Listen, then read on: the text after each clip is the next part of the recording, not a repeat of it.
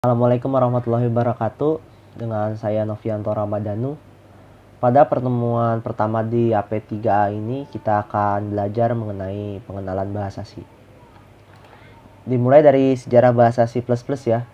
Untuk sejarahnya mungkin ini bisa kalian baca sendiri ya.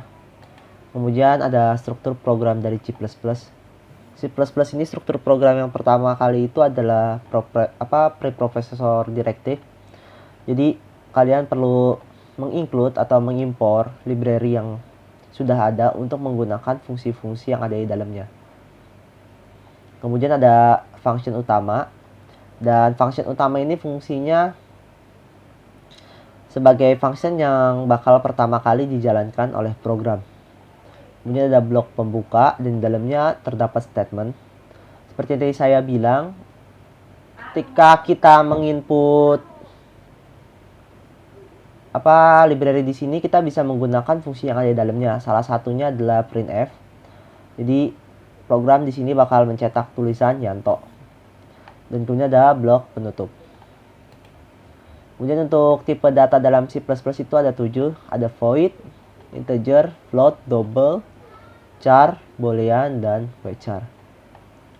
Kalau untuk void itu tipe data yang nantinya akan mengembalikan nilai, dan ukuran tipe data ini 0 byte. Kalau integer itu tipe data yang bertipe bilangan bulat. Kalau float itu bilangan pecahan atau desimal. Double itu sama seperti float, tapi dia itu jangkauannya lebih luas. Kalau char itu untuk tipe data karakter. Boolean itu untuk tipe data yang menghasilkan nilai true or false. Dan varchar underscore t ini untuk tipe data seperti char, tapi jangkauannya lebih luas lagi. Untuk operatornya di sini ada operator aritmatika yang berupa penjumlahan, pengurangan, perkalian, pembagian, dan sisa bagi.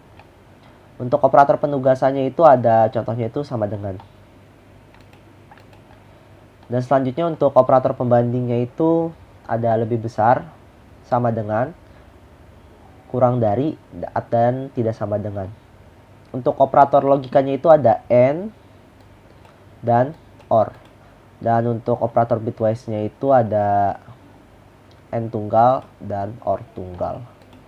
Dan untuk kode format C++, jadi biasanya C++ itu kita memerlukan kode format untuk menampilkan sebuah variabel atau nilai berdasarkan format yang diberikan pada teks. Contoh di sini kita menggunakan kode %C di sini itu untuk menampilkan karakter, dan %S ini untuk menampilkan string, %D dan %E ini untuk menampilkan bilangan integer, %F di sini untuk menampilkan bilangan desimal,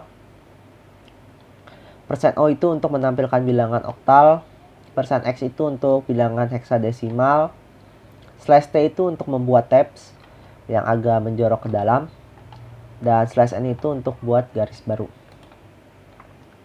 Yang tadi saya bilang C++ itu memerlukan header. Header itu adalah file yang berisikan deklarasi seperti fungsi, variabel, dan sebagainya.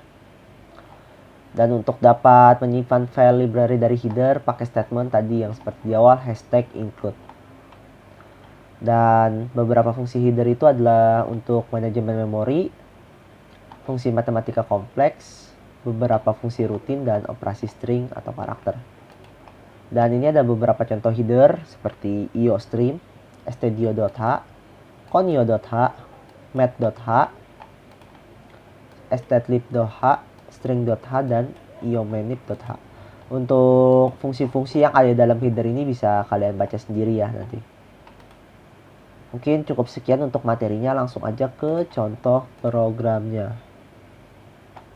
Yang tadi saya bilang di sini kita akan menginclude sebuah library sebagai header nih. Di sini saya include iostream. Kalau kita lihat di PPT, iostream itu header yang kepanjangannya input output. Jadi dalam iostream ini ada fungsi untuk input maupun output. Kemudian saya di sini mendeklarasikan using namespace std-nya. Jadi ketika kalian menggunakan code itu tidak harus lagi std.2 code.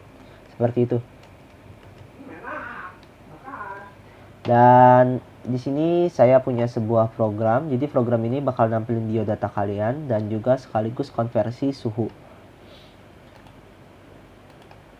Di sini saya mempunyai sebuah function utama.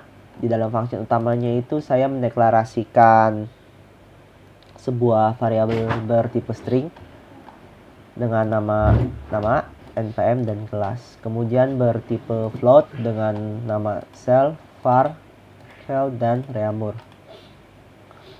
Di sini program itu bakal mencetak tulisan biodata.